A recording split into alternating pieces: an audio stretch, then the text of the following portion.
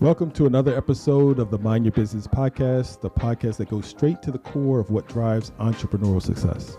I'm your host, Max Fortune, and with over 30 years of experience building businesses and guiding others to do the same each week, what we try to do is explore the mindset, strategies, and real-life stories that distinguish thriving entrepreneurs, delivering the candid insights you need to elevate your business and also to reach new heights. Now, if you have tuned in and received just one piece of advice that you can use to make your business journey a little easier, make sure you like, follow, and subscribe to Mind Your Biz Expert on YouTube or whatever platform you're watching or listening to this podcast on. Now, it's a little thing, but it goes a long way to keep this podcast going. So pause right now and just do it. Just hit it. All right. Today on Mind Your Business, I'm joined by Chef Tony Alexander, a man whose career is equal parts passion, perseverance, and purpose. With over 26 years in the culinary and hospitality industries, he has catered for the biggest names, produced large-scale events, built a real estate portfolio, and more importantly, poured back into the community. Now, as the founder of How Bout That Chef and creator of the T.E.A.M team experience and alliteration for success programs, he's actually teaching youth and entrepreneurship alike that food isn't just nourishment, it's an opportunity, a business, and also a calling. So before we meet Chef Tony, let's kick this episode off with our Mindset Minute. And what that is sometimes success isn't about what's on your plate, it's about what's on your mind. Sometimes we're focused on what we're serving others before they're filled their own cup with discipline and consistency and clarity. So this week, I want you to think of your business like a recipe. The ingredients don't matter if the process isn't right. So get your system in order, measure your time wisely, and don't rush to bake. Greatness takes time. And speaking of mastering the process, my guest today knows all about blending passions, patience, and purpose. Chef Tony, let's start with your journey. Welcome to the show. Hey, well, thank you. Glad to be here. Glad to be here, Max, for sure. Good. Glad you can be here is wonderful. How we kind of met, we just kind of met at actually a friend of mine had me at a restaurant that you work with and work for. And you guys were just doing some wonderful things there, and he brought me along. It was great to tag along there for that meeting, and then here we kind of kicked it off right away, and you were telling me about all the wonderful things you're doing, and I said, hey, look, you mind coming on the show? Right. And here we are. Yes.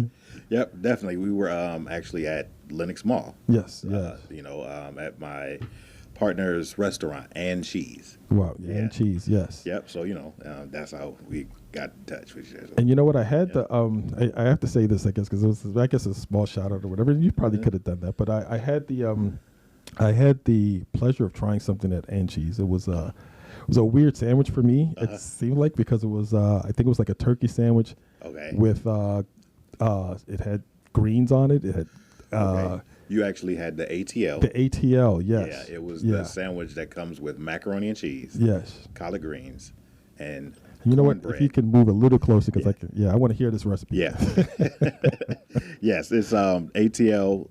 It actually has macaroni and cheese, collard greens, cornbread, and then 6 blended cheeses on sourdough bread, and then yours we got with turkey, smoked turkey on there. So I want to tell you something. I'm one of those people who kind of separate their food, and I don't ever eat anything together. So that was really weird for me. I was like looking at it, and I actually put it off to the side, and then your partner just said, hey, man, try the sandwich. So I tried the sandwich, and I was pleasantly surprised. I was like, you know, I went home talking about it. So right. It is, well, yeah, it's something special. Glad to hear that, because actually Chef's cousin, Marvin, Marvin Facure, he's the one who invented those recipes. He came up with the concept of the gourmet grilled cheese. So, if anyone's here in Atlanta and you can get to Angie's, I would definitely do that. Yes. Because that was definitely a culinary delight. I enjoyed that. And like it was a surprise. Yeah. When I first tasted it, it was the same thing. I hadn't eaten a grilled cheese sandwich since I was 12. Wow. And those, back then it was kind of a staple for little kids, grilled cheese, tomato soup. Mm-hmm. When Hans, asked me to go to my restaurant, try this out, let me know what you think, I got the ATL. I'm like, man, I'll eat it later. It was smelling it in the car.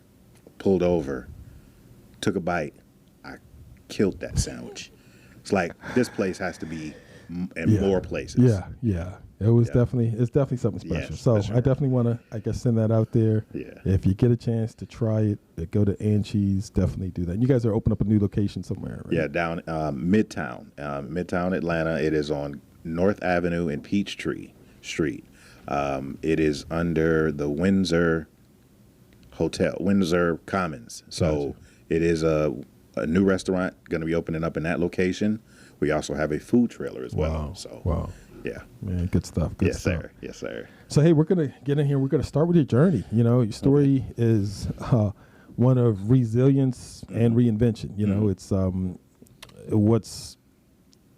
what would you say is like one kind of defining moment that turned your passion for food into your life's mission, if there is one?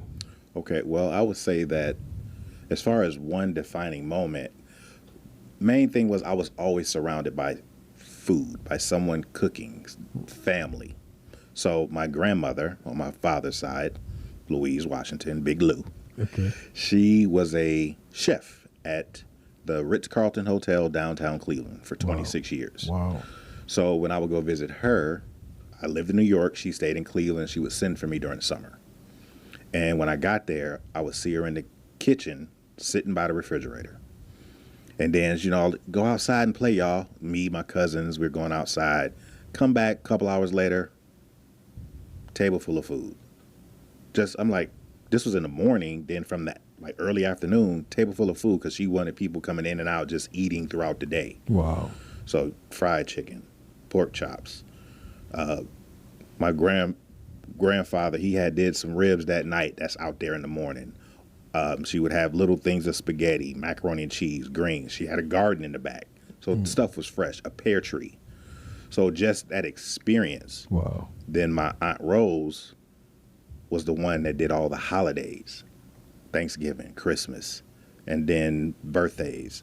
All events were done around family and food. Wow. So, but the specific moment was when I had to prepare a meal for my sister at 10 years old. She was 2. Unfortunately, we were in a shelter. Wow. Yeah. We were living in a shelter downtown Brooklyn, and my sister was hungry. I had picked her up from daycare, and she said, you know, I want something to eat. I got a can of ravioli, put it on a hot plate, got some shredded cheese, got some cheese, cut it up, put it in there, cut up an onion, put that in there, a little bit of seasoned salt, a little bit of garlic powder, whipped it up, gave her a little bowl. She's 2. So, this is good. So I'm 10 and I'm like, wow. So that experience of making someone happy from what I did, it stuck. Wow. So anytime I was around food, that's what it was. Food, family, and seeing people's reaction. Wow. So that was the passion. That's a great story. Yeah. That's a great story. Yeah. And now you've been in hospitality for over 2 decades, Yes. you know? Yes. And if you had to say, what would you say is like, what's the biggest lesson the kitchen has taught you about business per se? Well, as far as business goes, when it comes to the kitchen, everything has its place and there is a system within it. So as far as kitchen structure, taught me how to understand a business structure. So from A to Z, and it transfers to anything that you are a part of in life, from how you clean your house, from how you prepare a meal, to, again, how you put together your business plan, then how you implement the plan. So everything was structured. Wow. So that's how I kind of carried it over. I was already that type of individual anyway, from what I learned with my mother. Everything had its place. Clean up, wash the dishes meant clean the table, sweep the floor, mop the floor, wipe off the stove, take out the garbage, clean the bathroom that's in the hallway. Wow. Wash the dishes, dry the dishes, put the dishes away. Because if all of that wasn't done, when she said wash the dishes, So that was like one command that had 10 tasks. wash the dishes.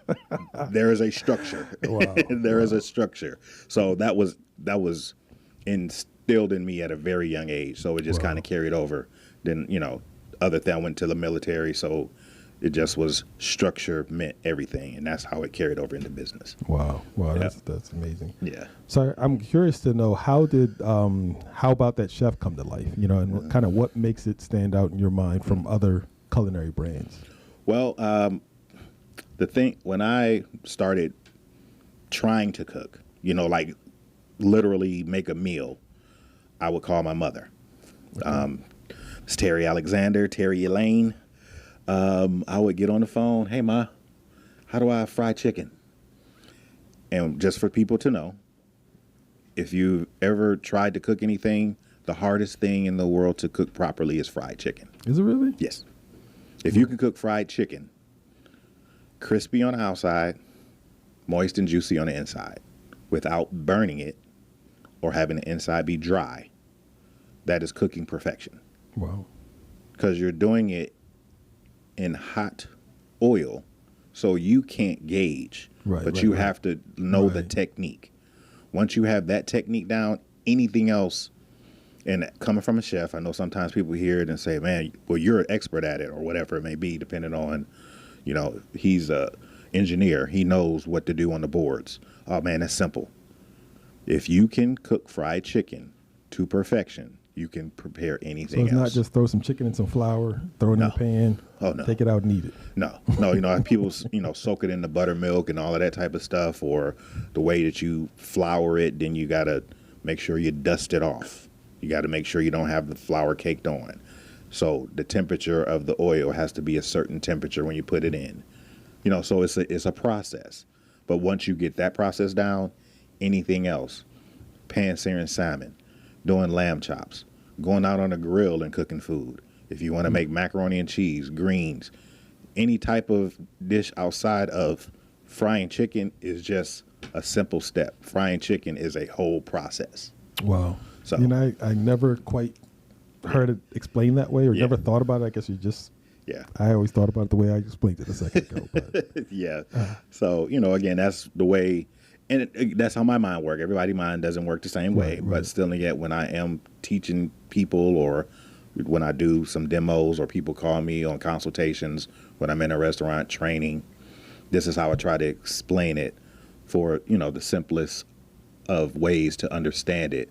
So it's not complicated, but it makes sense moving forward into whatever else you do. Wow. Yeah. Wow, that is very, very interesting. Yeah. So here's something interesting that I found out through kind of preparing for this interview, is that many people know you, like I said, 2 decades as a chef, but not everyone knows that you're also into real estate. You know, you got real estate ventures. Yes. So let's talk a little bit about those. Okay. Well, I got into real estate late. It was something that I had wanted to do when I was born in Cleveland. I was raised in New York. So by the time I was 2, I was in New York till I was 12. My mother moved us to Atlanta till I was 15.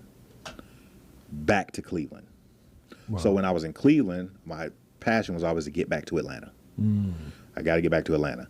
So I had met my wife there, my 15? girlfriend. Well, actually, I met her at 17. Wow, okay. So I met her at 17 when I was in high school. And, you know, we dated a little bit, but then went our separate ways, and then got back together later on in life.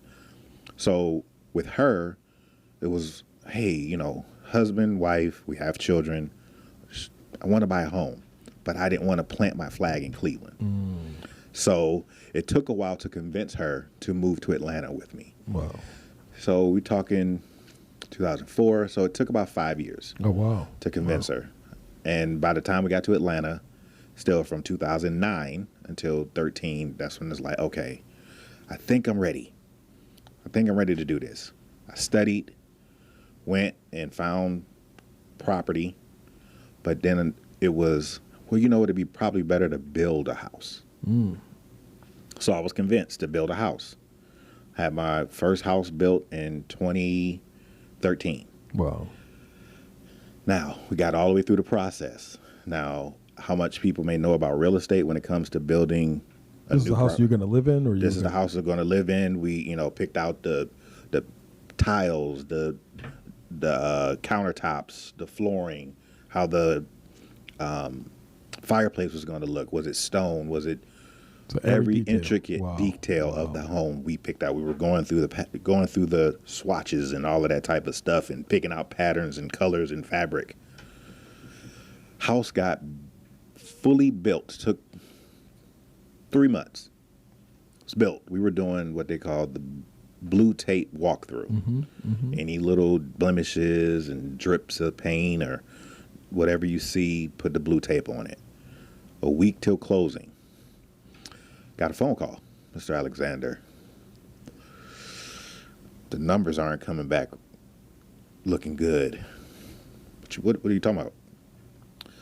Whatever amount I had got approved for, the mortgage was $406 over the allowed percentage needed for this to go through, for me to close. Basically, I would have been house poor,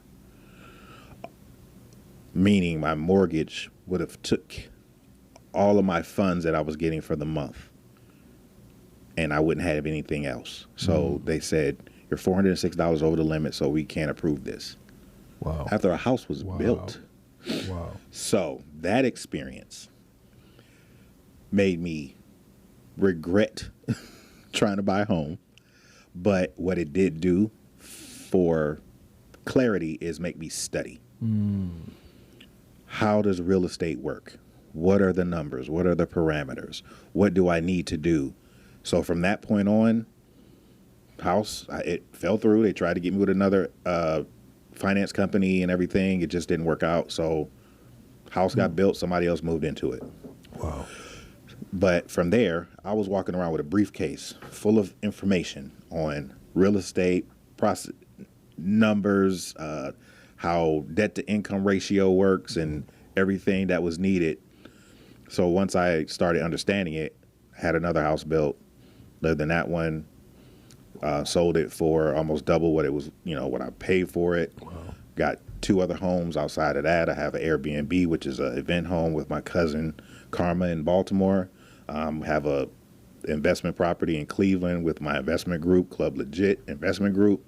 Also, have condos and other things that I'm trying to do, other properties that I want to get. So, it's been a process of learning.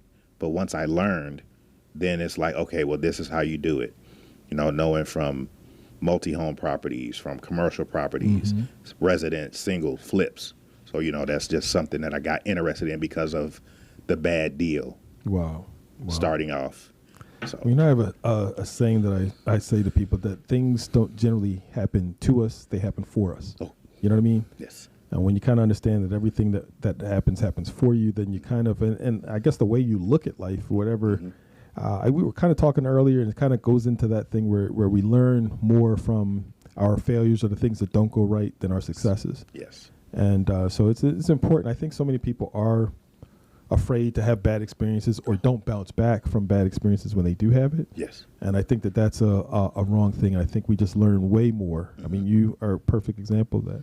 We just learn way more from the things that don't go right. Yeah. I think there's just so much benefit from that. And so when I talk to business owners, I told them all the time, it's very important to not be afraid to make a mistake because, generally you either win or you learn. You don't lose. You either win or you learn. Okay. You win or you learn how to win. Okay. How to do it better, like you did. Yeah, You know. definitely. And so when you kind of have that approach with everything in life, man, you get fearless. Yes. And you just go out there and know that mistakes, a lot of times they can, if you learn from it, it's not a mistake. It's a growth moment, a moment of opportunity. Yes. And you just take that and you just, like I said, fear can paralyze people, and it paralyzes a lot of people from making, most people are afraid to make a decision. Yes, definitely. And, I am not one of those people. Right. Well, that's a good thing. Yeah. Because I learned is that, like I said, you either win or you learn. Yes. And once you kind of adopt that mentality, then nothing is scary anymore. You're going to come out on top one way or another. One just may be delayed. Yes. But you kind of better know that. But you know what? I know that you talked about. I kind of want to bring you back into the food thing again. You talked about tasting the experience. Yes. And I want you to kind of explain What does that mean to you, like personally and professionally? Well, okay, tasting the experience. The main thing with me, as I stated, when I prepared that meal for my sister and her reaction to it, it was, you saw the delight, you saw the bouncing back and forth, her eyes kind of fluttered. Wow. So to me, when I looked at that, and again, hindsight, 20 years later, being able to even understand the concept, is seeing someone have an experience with a meal. Also can go into just what type of experience do you have overall in life. When I do an event, it's from the time a person walks up to whatever the venue may be. What type of experience are they getting? People see things first, or you actually can smell it first. So what's the sounds that are coming out? When people hear steak sizzle in a pan, that's an experience because you have an understanding of what's happening. Wow, I can't wait to taste that. If you see the bubbling of the oil or the butter, when you have a piece of lobster and you dip it in the butter and you see it drip off, all of that is an Tony, experience. I'm sorry. Yeah, I had no lunch yet. So my stomach is grumbling. We're talking about all this food or whatever. I'm sorry. So let's continue with your experience. I'm sorry, but I'm trying not to grumble my stomach on the mic. So hopefully I don't. No problem. That sounded so delicious, man. But I get it. And hey, that's the experience. And then that's one thing that I do too when I'm talking about food. I'm giving you that whole visual of what it can be, so you can understand this. Man, I can't wait. Wow. So that's what I want people to leave with when somebody's doing a 50th birthday party, a 16th birthday party, a 10th anniversary, whatever that situation may be. I want it to be an entire experience from what you see, smell, taste, and how you feel afterward. Wow. Two of the things that people are going to remember from a party, from an event, the music and the food. Whatever happened there, connections, networking, talking, even if somebody got into a fight, man, them lamb chops was amazing. Yeah. Hey, Joe, you got your butt kicked though. But that experience of what it's going to be. So that's where that came from. Just seeing how somebody reacts to the entire. Wow. Yes. So let's talk about your chefography. Okay. Yes. So what inspired this new release? I have here, Food Saved My Life. Yes. How about that? How about that life? Yes. So this book is, where can people get this book, by the way? Actually, you can order it on Amazon. It is in hard copy, and it also is digital. Awesome. You have the ebook as well. So awesome. I'm going to set this up right here. I don't know if the camera's going to get it. I'm going to set it here for the rest of the show. All right. But talk about it. How did that come about? All right. Well, as it states, food saved my life, and how about that life? Early on, I told you about my grandmother and how I experienced that with her as far as food goes, my cousins, my Aunt Rose, my mother, when I'm at home, when I'm cooking with the family. But the experience where we were unfortunately left homeless, my mother had got evicted out of our apartment in Queens. Things happen. And what I saw from her, which mentioned resilience, perseverance, that woman, she did what a lot of people can't do. Wow. Go from a situation, go to a bad, almost traumatic experience, and then persevere from it, get her kids and herself out of it. So from me having to get my sister and feed her at some times, and then from the programs that were available at the shelter I was in, going to camps, doing mock music videos, learning how to draw, paint. I got accepted in the Pratt Institute of Brooklyn. Wow. So those were experiences within that. So even though we didn't have a address necessarily, it was still something else going on good there. Wow. And so when I look back at it, I say that passion of food for my sister and on from what was experienced there, I went to jail. Yeah, I had went to jail, and had a decent job at American Greetings. I was worked in IT on their hand scanners for stores when they were scanning cards. But from that, I became the chef there. I would get little packets of butter. My wife was sending me boxes of food. When I was there, my boxes, I had 2 of them. I was the man. Wow. Bad situation, but I learned from it with food. When I was in the Air Force, people wanted remembrances of home. Hey, man, I heard you cook. Could you make me some greens? Could you make me some smothered pork chops? And I was doing these things in the military. Wow. And when I got back home, there were things that people wanted me to do when it came to food, or things that just pertinent moments. I cooked for my own wedding. I catered my wedding. Wow. So I'm up at 3:00 in the morning preparing the food, this menu, and then getting the food to the venue. But my aunt, my cousins, and a couple of other people helped serve the food while I'm getting married.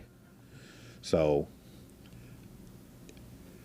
it was just experiences that were going on where food was the underlying savior of things.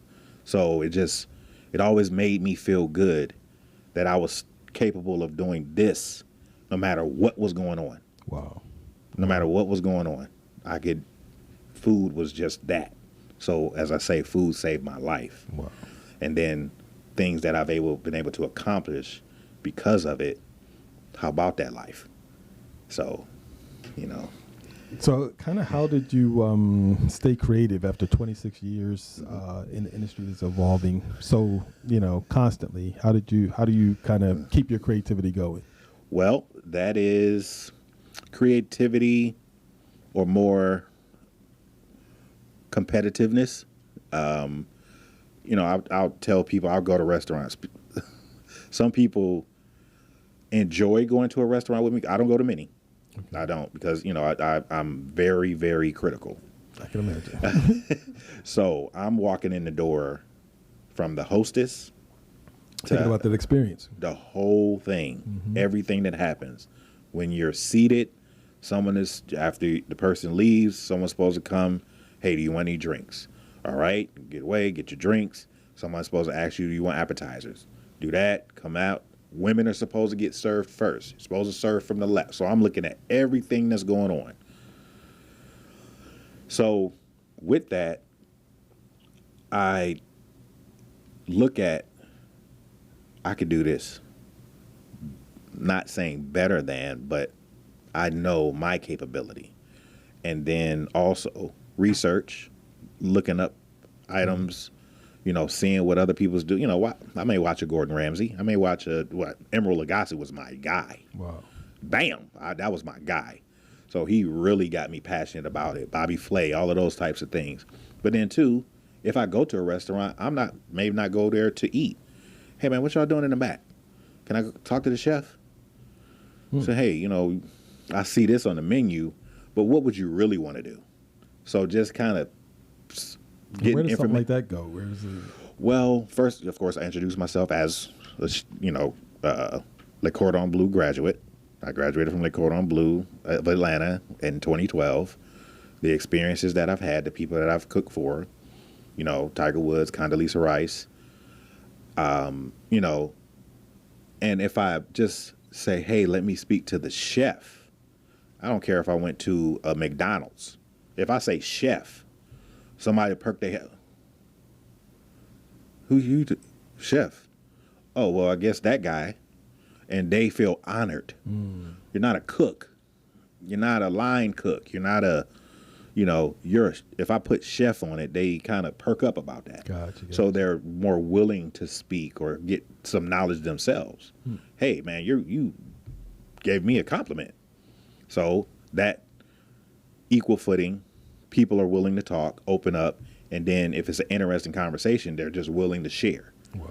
So that right there keeps me kind of going. And then also too, my mother would just throw something out there.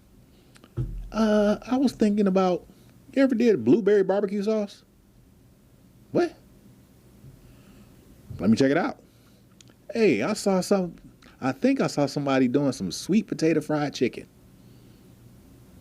I had never heard of that before. Yeah. Let me try it out. So, a pomegranate molasses. Where are you getting this stuff from? So she's saying things, I write it down. Wow. And I'm trying it, and I work on it. And then I,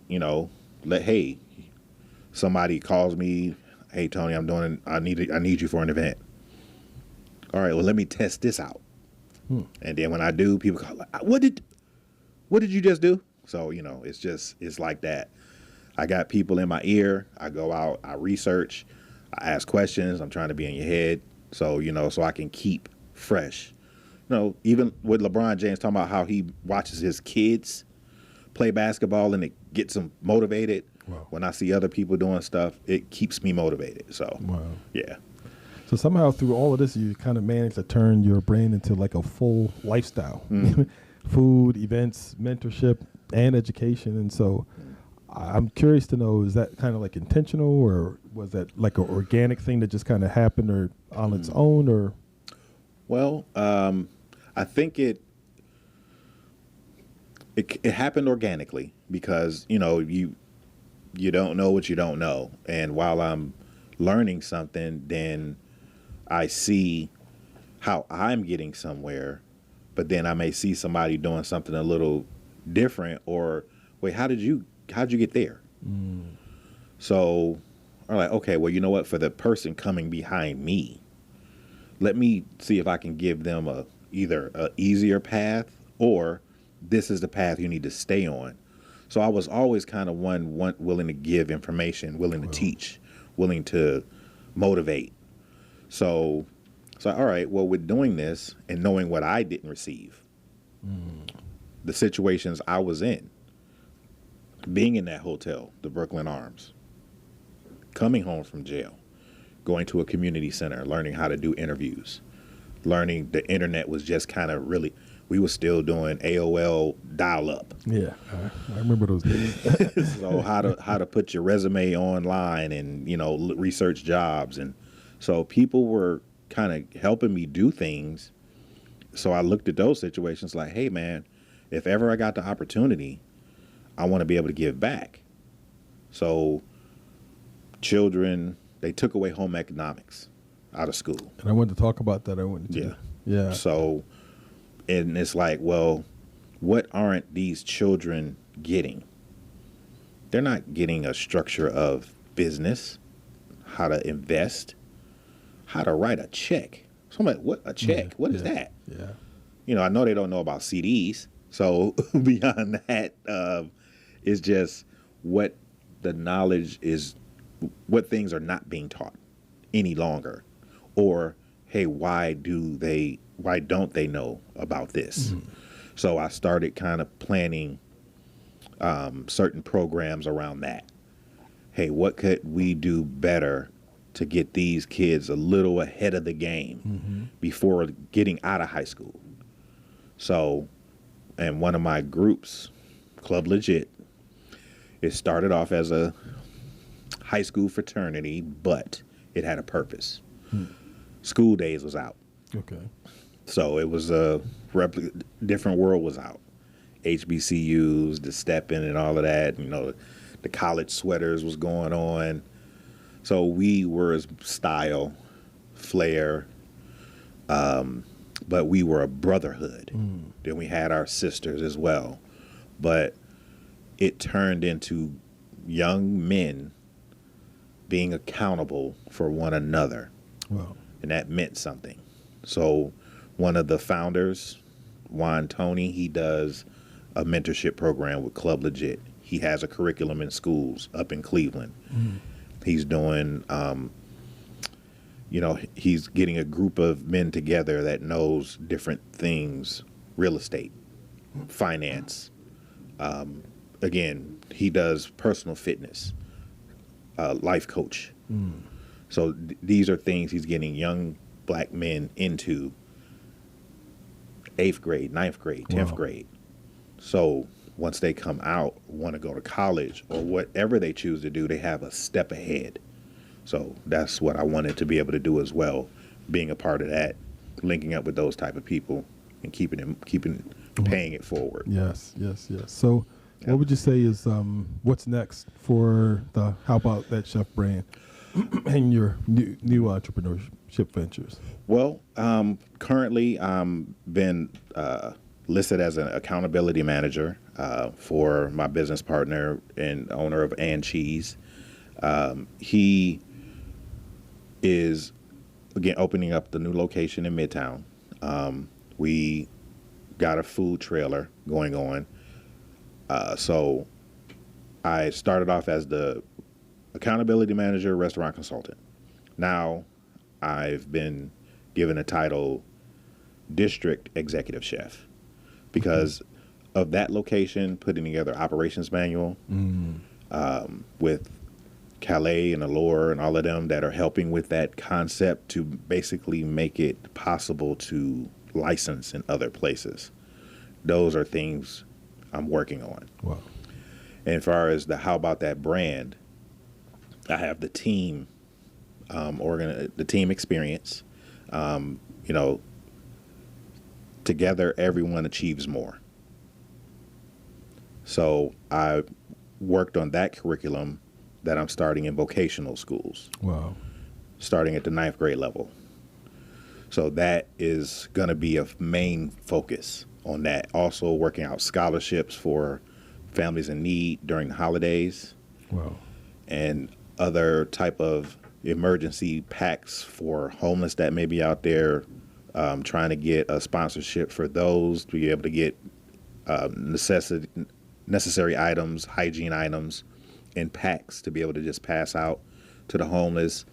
Maybe something that's not going to be perishable within it to eat, snacks, power bars, things like that, water, but gloves, socks, earmuffs, whatever it may be, soap, toothpaste, toothbrushes, things like that. So just trying to be more within the community, starting with the children at a young age to invest, understanding investing and things like that. So that's what the brand is doing, but also with And Cheese, moving on with that as well to expand on that one. Wow. Yeah. I'm just curious, what kind of response are you getting from the schools and the community with your team, program team? Well, getting very positive feedback in it. One of the schools that I had spoke with in Baltimore, Mervo, is a vocational school that has a culinary program. So I brought them the idea of the program being added on to their curriculum. They're the ones who suggested starting it in the 9th grade. Wow, yeah. Because their culinary program starts in the 10th. So they wanted the kids to be better prepared going into the 10th grade, into the culinary program, so they're ahead of the game. Wow. So by the time they get into the program, they're already looking at, hey, do I want to become a caterer? Do I want to become a restaurant owner? So they're already starting the entrepreneurial experience even before getting there. So I'm getting great feedback, getting a lot of support, but also, people who may want to check me out and talk more about it as far as sponsorship goes or what grants are may be available to broaden it. Because, again, that's in Baltimore, but I want to have things going on in Atlanta, in Cleveland, wherever. Right. Wherever children are they need this information. So. Wow. Yep. Let me just ask you this. I'm curious that if you had to redesign the school system's approach to life skills, some of these things that you're kind of talking about, what would that look like for you? What would you? Well, that mainly it would be about getting children beyond their basic academics that are needed and required, math, science, history, and things like that. Is we need education we need home ec. We need a form of home economics back. So how to take care of home, what is required for someone to be a wife, a husband, if you have children. Also, prior to that, what type of employment do you want to have? Do you want to be an employee? Do you want to be an employer? Do you know how to start a bank account? Do you know how to invest your funds? Do you know how to play the stock market? Do you know anything do you know what a actual a certificate of deposit is? Right. Do you know what bearer bonds are? Do you know this information? Do you know what streams of income? Do you even know what that term means?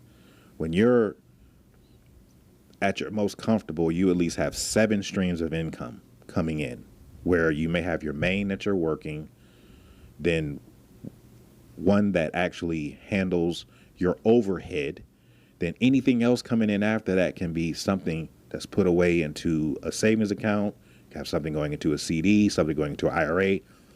But a lot of people, a lot of children of our color, too, not saying not everyone, but still majority, Right. don't know. So that information needs to be within a learning system. So that would be a breakdown or something that I would just definitely want to implement within school. You need to know that stuff before you come out. I agree. And it's kind of almost similar to what I do with older people who are who are getting into business. Anyone who wants to start, grow, scale. A big thing that I do is work on business credit, helping people establish credit, because a lot of people, again, still don't know that they can apply, not use their own money. Most entrepreneurs of us that come out, we're using our own money, fund our opportunities, and it just limits what you can do. Yep. So daily, we're reaching out and talking to business owners about how they can establish business credit and use other people's money to help you grow your business, which is how it works. You know how it does. A lot of people do that. But I do want to ask you, what daily habits keep you sharp, both as a chef and as a businessman? Daily habits, it would be to, after I get up, first thing I do is make my bed. To get up before I go to the bathroom, I make my bed. That has to be within your mind, that your bed needs to be made before you make any other move. So that is a structured thing to do. So it keeps you on task. And then don't pick up your cell phone. Say that again. Do not pick up your cell phone and start checking your emails or your text messages. No. Go to the bathroom, do your routine. Brush your teeth, floss, whatever you got to do within the bathroom for at least a good 15, 20 minutes. Then once you come out, after you're refreshed, you may stretch a little. Then you can check what needs to be done for the day. Get an agenda going, get an itinerary for your day, if you haven't already planned it the night before, because you should know what you're doing the next day anyway. So basically keeping things within a certain structure for that day. Have something to do. Know that you're going to leave the house. Get up, go work out, go take a walk. Me, I'll do intermittent fasting, so I won't eat until after 12. So that's not a breakfast, but pretty much the first thing I eat for the day is a breakfast. So people don't understand what break fast means. Right. So I'll get out, take a walk, go work out a little bit. May not look like it. But I do work out. I was told by my doctor, wow, you're one of the fattest, healthiest people I ever saw in my life. Yeah. Like my blood panels came back, all the thing, good cholesterol, bad cholesterol, my A1C and all of that, all within levels. But, at a point in time, I used to drink beer. I stopped. It's been almost 8 months now. Wow. So within that period of time, I took off 40 pounds. So I was even more than this. So it's got to come down, but it's coming. So, but again, a structure of getting up, making your bed is the first thing I do. It keeps me going. You know what the funny thing about it is, I read somewhere that the average millionaire makes their bed. It's a millionaire mindset of just something simple. You don't think about tying that to success, but you're saying that. It's weird reading that and then hearing you say that again. It's definitely something that's important. I don't know how many people kind of draw that correlation to one another, but it is a thing. You know what I mean? Yeah. Here's I want to, as we're kind of wrapping up the show, for those listening, I want to say, like I said, this has been a great episode and everything. Wonderful. Thank you. Just talking with you and just learning so much and just kind of about your whole journey. Mm-hmm. But I want to ask you, for those who are listening to you, listen to this episode and who want to work with you or refer clients to you, who is like your ideal audience? Ideal audience. Mm-hmm. Well, for me, an ideal audience would be anyone who is in community service, whatever that may be, whatever you feel is a community service, where you're working in hospitality, where you're working in a community center. If you have any type of dealings with the educational system, community service. Gotcha. That's my audience, because there's so many different variables that can go along with that in hospitality, or teaching or learning or gathering a group of people that you may want to teach, that you may want to help, that you may want to motivate, that you may want to inspire, so anyone within that realm is, business owners of restaurants. Again, I am a consultant, so I do help people structure and scale as well. That's on the business side, but still in yet. And then two, I'm also looking for people that may be in publishing, because I'm thinking about coming out with another book. Hey. So my guy, so again, that's something too, that book, that writing. Yeah. Is such a, it's just, you can let go. It's freedom. Mm-hmm. So, it took me 5 years for the concept, but it took me 6 months literally to write everything out, because it's 10 chapters associated with a story of my life and a recipe associated with that story. Wow. So that's, again, it's an autobiography, but cookbook. So that's where the chefography comes from. So again, looking at that as well. So, wow. Yeah. Wow. Yeah. But this has been a pleasure. We've reached our Mind Your Minute segment. That's kind of where I give a little business nugget. Okay. And, today's conversation kind of reminds that really success is a recipe. And it's not about the flavor of the moment, but the foundation of your mindset. So you can't serve excellence if you're still starving for discipline. So invest in your skills, feed your purpose, and remember, the best chefs don't just follow recipes, they create their own. Now, Chef Tony, Yes. Do you have any closing thoughts or anything you'd like to leave with the audience with? Well, one of the main things that I would love to give the people is just, when you have the capability of teaching someone or giving any of yourself to a person or individual, be willing to do so, because you never know what that person may be going through. Hey, what you're going through in that day, that can make you feel like you're putting a piece back within yourself. So the giving never stops. It needs to continue and just keep moving on, and always think about what type of experience you're leaving with people, no matter what it is you do. A conversation, a meal, just handing somebody a tissue if you think they need it. Everything's an experience. Period. Yes, sir.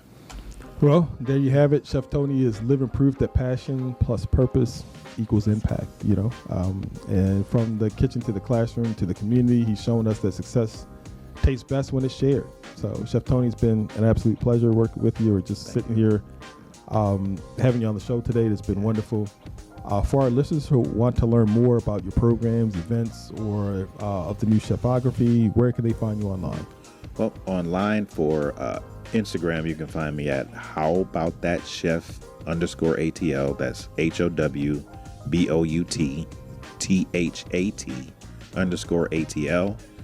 Anywhere else, How About That Chef. You can find me. And then also, again, my book is available at Amazon.com.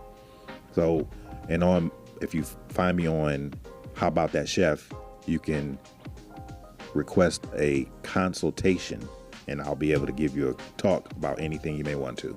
Wow. When they do the search on Amazon, what do they Yes. put in? Put in How They're About gonna That Chef or? They could put in How About That Chef? I mean, there's an author, or they could put in Food Saved My Life. All right. So remember that either Yes. Food Saved My Life or How About That Chef. And so thanks for sharing. And for all of you tuning in, if you want to keep up with me, Max Fortune, and stay connected with the Mind Your Business podcast, you can find me on all social media platforms as Mind Your Biz Expert. So as well as on YouTube, we're on all the major podcast platforms. So be sure to make sure you subscribe, follow, and keep the conversations going. We love to hear from you. So submit your business ideas, questions, or even topics for our Perfect Pick segment by reaching out to us on social media. So make sure you engage with the community, and let's continue to build together. And until next time, stay sharp, stay focused, and mind your business. All right. Thank you. All right. Yes, sir. Tony, great, Yep. great having you here. Hey. Great having you come on to the show and